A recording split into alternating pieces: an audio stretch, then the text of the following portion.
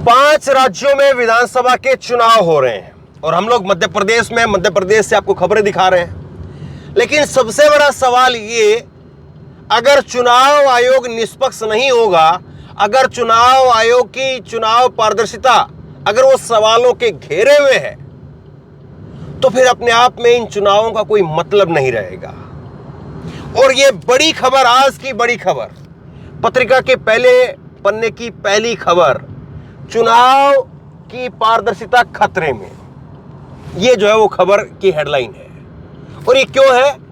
Kailash Vijayvargiya, BJP के नेता कैलाश विजयवर्गीय महासचिव, जो कि अब इंदौर के 1 नंबर विधानसभा से उम्मीदवार बनाए गए हैं, उन्होंने अपना चुनावी हल्फनामा दिया और चुनावी हल्फनामे के अंदर 2 बड़े गंभीर जो केस उन पर चल रहे हैं उनको छिपाने का काम किया।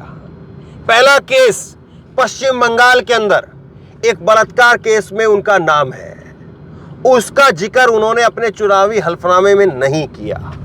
दूसरा, छत्तीसगढ़ के अंदर एक केस में वो फरार घोषित है और एक खबर जो है वो कल भी लगी थी और कल भी मैंने इसका जिक्र किया था। कैलाश ने छिपाया Bengal rape case, Chhattisgarh case में फरार घोषित। तो इतने महत्वपूर्ण केस के अंदर अगर कोई नेता, उसका नाम आता है, तो उसको हर हाल के अंदर चुनाव आयोग में जब अपना हल्फनामा वो देते हैं तो उसमें जिक्र करना पड़ता है। और अगर कोई जिक्र नहीं करता है तो उसकी सजा है 6 महीने की, और उसके साथ साथ उससे बड़ी सजा ये है कि उसका जो नामांकन है उसको रद्द कर दिया जाता है। इतनी बड़ी बात इन्होंने अपने नामांकन से जो है वो छिपा करके रखी, लेकिन इनके ऊपर कोई कार्रवाई नहीं हुई। अब इसको लेकर के टीएमसी, चूंकि पश्चिम बंगाल का केस है तो टीएमसी की सरकार और यहां पर कांग्रेस के नेता, वो दोनों बोल रहे हैं कि इसका नामांकन जो है वो रद्द किया जाना चाहिए। ये पहले मैं आपको प्रावधान बताता हूं। 6 माह की सजा का प्रावधान है। जरा देखिए आपकी स्क्रीन पर, जनप्रतिनिधि कानून 1951 की धारा 125A के तहत जरूरी कार्रवाई के लिए अदालत में ऐसी शिकायत दर्ज करानी होती है। नियम यह है कि शपथ पत्र में गलत जानकारी देना, झूठ बोलने पर 6 माह की कैद या जुर्माना या फिर दोनों हो सकती हैं। इंदौर 1 से कैलाश विजयवर्गीय का ताजा मामला है। उन्होंने शपथ पत्र में जानकारी छिपाई, इसके बावजूद उन्हें क्लीन चिट दे दी है।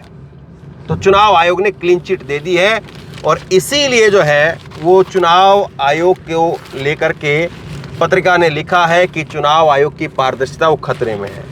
अब देखिए, इसको लेकर के जो राय आई है, अधीर रंजन चौधरी कांग्रेस के नेता, उन्होंने कहा है कि कैलाश के खिलाफ महिला का शारीरिक शोषण का मामला दर्ज हुआ था, हल्फनामे में उल्लेख नहीं किया गया तो नामांकन खारिज होना चाहिए। तापस राय, उन्होंने कहा है कि कैलाश ने मामले की जानकारी छिपाकर के ठीक नहीं किया है, चुनाव आयोग को जांच करके नामांकन रद्द करना चाहिए। तो ये जो है वो दोनों पार्टियों की तरफ से प्रतिक्रिया आई है और जो जानकार है वो इसमें कह रहे हैं कि शपथ पत्र में गलत जानकारी स्क्रूटनी के पहले पता चलती है तो फॉर्म निरस्त करना ही चाहिए। ये सिस्टम की कमी है क्योंकि चुनाव आयोग के पास में तो पावर है, कई वजहों से ऐसे मामले में नेताओं के रसूख से प्रभावित होते हैं।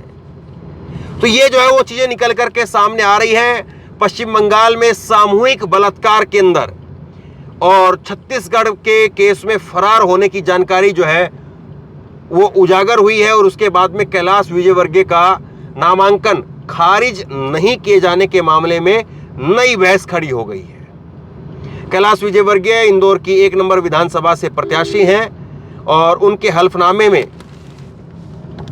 अहम मामलों की जानकारी का जिक्र नहीं किया गया है। प्रावधान होने के बाद भी रिटर्निंग अधिकारी आपत्ति को खारिज कर दिया है। तो कुल मिलाकर के अगर इस तरह से चीज़ें सामने आती हैं तो आप बताइए कि चुनाव आयोग को क्या ऐसी चीज़ों के ऊपर गौर नहीं करना चाहिए, क्या कार्रवाई नहीं करनी चाहिए जहां पर सीधे तौर पर चुनाव आयोग और उसके नियम कायदे कटघरे में है। कैसे बीजेपी के नेता वो इतनी बड़ी जानकारी को छिपा ले रहे हैं, जबकि सीधे तौर पर होता है कि आपको आपकी संपत्ति का, आपके अपराधों का, आपके पास में क्या कुछ धन दौलत है, हर चीज़ का आपको जिक्र देना, आपको जो है वो जानकारी देनी होती है। और अगर आप जानकारी नहीं देते हैं या जानकारी गलत देते हैं तो चुनाव आयोग के पास में शक्ति है, पावर है कि वो आपका नामांकन रद्द कर सकता है। अभी तो आप देखते जाइए, इस तरह से अगर चीजें हो रही है, इस लेवल पर अगर चीजें हो रही हैं, तो फिर चुनाव को लेकर के, ईवीएम को लेकर के, चुनाव आयोग को लेकर के, सरकारी संस्थानों को लेकर के लोगों के अंदर जिस तरह से आशंकाएं हैं वो और बढ़ेंगी। और जाहिर सी बात है, फिर इन वजहों से कहीं ना कहीं एक आम मतदाता का जो वोट देने को लेकर के एक जो जोश जज्बा होता है वो भी प्रभावित होता है। तो ऐसे मामले में बहुत गंभीर है कि ये मामला बहुत गंभीर है और इस मामले में चुनाव आयोग को कार्रवाई करनी चाहिए और चुनाव आयोग को कार्रवाई करके एक उदाहरण पेश करना चाहिए, एक मिसाल पेश करनी चाहिए, ताकि और जो प्रत्याशी हैं या उम्मीदवार हैं, पार्टियां हैं, उनको भी एक जो है वो सीधे तौर पर चेतावनी दी जाए कि अगर आप इस तरह से करेंगे तो फिर जो है वो मामला आगे तक चला जाएगा। कल भी मैंने आपको जिक्र किया था, इसी तरह से 2009 का भी एक बड़ा केस हुआ था, हाई प्रोफाइल केस था। इसी तरह से विदिशा के अंदर कांग्रेस के एक उम्मीदवार ने, उनकी जानकारी जो है वो गलती थी, उनके जो फॉर्म था उसके अंदर गलती थी और उसकी वजह से उनका नामांकन रद्द हो गया था और लोकसभा का चुनाव, विदिशा का चुनाव सुषमा स्वराज लड़ रही थी और वो एक तरफा चुनाव हो गया था। अब अगर यहां से इंदौर 1 से अगर कैलाश विजयवर्गीय का नामांकन रद्द हो जाता तो निश्चित तौर पर बीजेपी को एक बड़ा झटका लगता। लेकिन ये नामांकन रद्द ना हो करके आप सोच सकते हैं कि किस तरह से चीजें हुई है। अभी तो धीरे धीरे जो है वो चीजें और बढ़ेंगी। अभी चुनाव जो है आज 2 तारीख हो गई है, 15 दिन बीच में है, 2 दिन पहले जो है चुनाव प्रचार थम जाएगा और इस बीच में चुनाव आयोग का, स्थानीय पुलिस प्रशासन का और चुनाव में जो सुरक्षा बल लगता है उसका बहुत जिम्मेदारी बढ़ जाती है। उनको जिम्मेदारी से काम करना, निष्पक्षता से काम करना और कहां पर क्या हो रहा है, गाड़ियों में क्या लेकर के जाया जा रहा है, क्या गाड़ियों के अंदर आ रहा है। शिवराज सिंह चौहान का कल का एक बयान मैं आपको बताता हूं। उन्होंने कहा कि दिवाली है, खूब धन लेकर के जाइए, खूब धन लेकर के आइए और जितना मर्जी सोना जेवरात आपको लेकर के जाना है, लेकर के आना है, कोई दिक्कत नहीं है, कोई रोक टोक नहीं है। जाहिर सी बात है, दीपावली है, दीपावली को लेकर के लोगों के अंदर, मार्केट में, व्यापारियों में एक जो है वो लेन देन होता है, उसमें कोई दो राय नहीं है।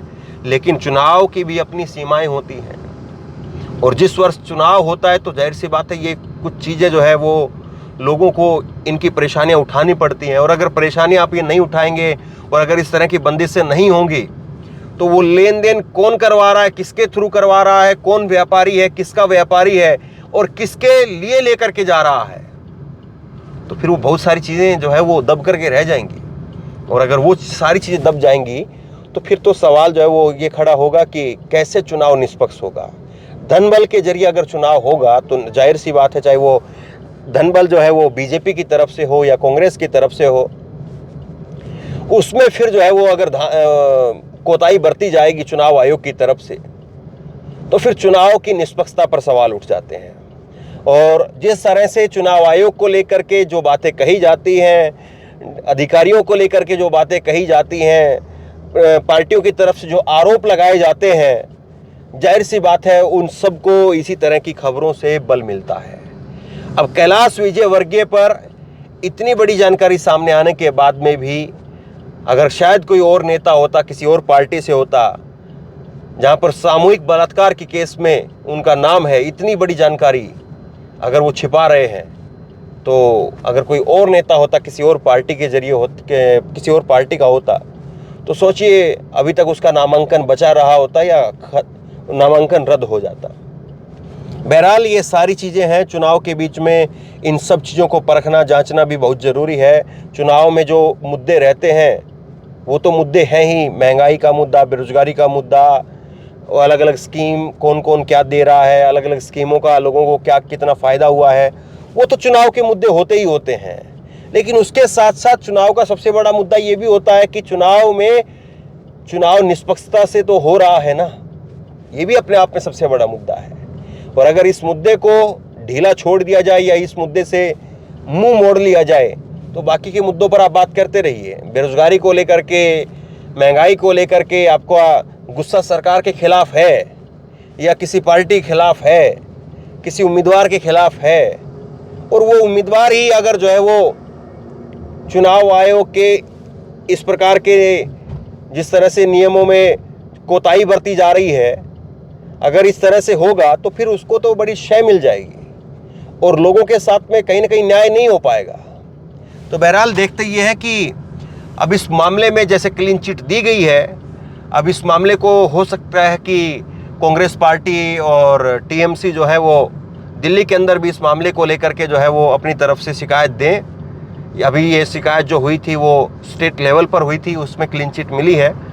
तो अगर नेशनल लेवल पर अगर इस मुद्दे को अगर आगे उठाती है पार्टियां तो फिर आगे चुनाव आयोग कोई एक्शन लेता भी है या नहीं, या चुनाव आयोग एक बार इसको कह करके खारिज कर देता है कि हमने इसको देखा है, जांचा है और हमने सब कुछ इसमें सही पाया है। लेकिन क्या ये वाकई सही है? आप बताइए, आप क्या सोचते हैं? नीचे कमेंट बॉक्स में अपनी राय लिख करके बताइए। और अभी हम लोग जा रहे हैं चांचौड़ विधानसभा, चांचौड़ बीनागंज विधानसभा की तरफ। चांचौड़ बीनागंज विधानसभा जो है वो एक खास वीवीआईपी जो सीट होती है, उस सीटों में कभी गिनती होती थी चांचौड़ बीनागंज विधानसभा की। दिग्विजय सिंह वहाँ से जीत करके मुख्यमंत्री बने 10 साल के लिए, और इस बार वहाँ पर बड़ी दिलचस्प लड़ाई है। इस बार बीजेपी की ही 2 नेता आमने सामने हैं और दोनों जो है वो एक आईआरएस अधिकारी है, उनकी पत्नी है, और एक आईपीएस अधिकारी उनकी पत्नी है। तो खैर अब ये हम लोग चांचौड़ जा रहे हैं और चांचौड़ में क्या कुछ होता है, चांचौड़ का गणित क्या कहता है, वो आप तक पहुंचाएंगे। बहरहाल ये बड़ी ज़बरदस्त खबर जो है वो सामने आई है, आज की खबर। शेयर कीजिए, लोगों तक पहुंचाइए, और आप क्या सोचते हैं नीचे कमेंट बॉक्स में अपनी राय जरूर बताइए। धन्यवाद।